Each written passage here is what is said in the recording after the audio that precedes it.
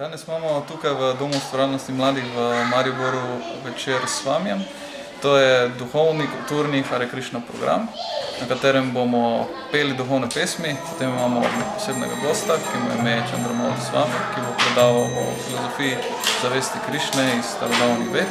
In na koncu še imamo vegetarijansko pokušino hrane, ki je bila pripravljena z ljubeznijo, vdanostjo in darovana Krišni.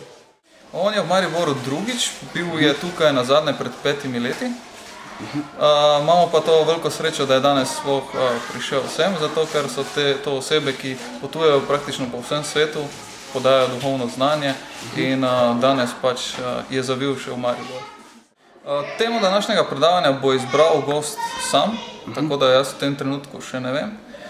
Bo pa nekaj splošnega, nekaj osnovnih naukov, duhovne znanosti in potem bo seveda tudi dovolj časa, da bodo ljudje lahko postavili vprašanja, tako da bo se potem samo predavanje razvilo v tisto smer, ki ljudi zanima oziroma ki se jim zdi aktualna.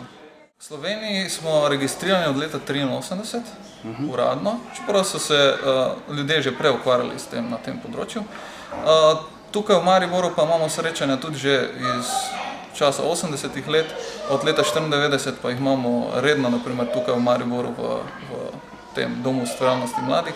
Drugač pa imamo v Ljubljani Hare Krišna center na Žibertovi 27, kjer živijo skupaj menihi, kjer potekajo naša srečanja praktično vsak dan.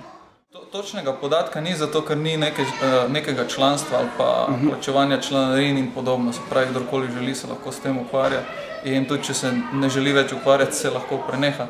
Tako da točnega podatka ni, ocena pa je, da nekaj 100 ljudi se v tem trenutku ukvarjajo s to zavestjo Krišne. V glavnem, to, kar mi poskušamo delati, je predstaviti duhovno znanost brez kakršnihkoli materialnih primesi, politike, kakršnegakoli materialnega pridobitništva in podobno. Kakšen je pa pol odziv ljudi ali pa zanimanje medijev, pa potem ni odvisno od nas. Bili bi pa veseli, če bi se čim več o tem govorilo oziroma če bi o tem bilo čim več predstavljeno v medijih. Vsako leto imamo romanje, ki se imenuje Eko karavana. Zmeraj poteka na enem delu Slovenije.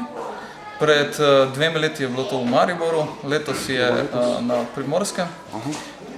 Gre pa za to, da poskušamo osvestiti ljudi o povezavi čistega okolja in čiste zavesti.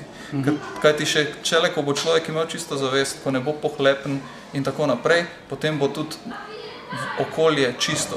Do takrat pa bomo zmeraj onesnaževali, ker nam ne bo mar za druge, važno nam bo samo zaslužek. Stvar je v tem, da navadno ljudje poskušamo najti materialne rešitve za materialne probleme. Ampak prava rešitev je na duhovni ravni, kar pomeni, potrebujemo duhovno razumevanje, duhovno znanje, s pomočjo katerega potem lahko živimo tudi na tej materialni, čisto fizični ravni.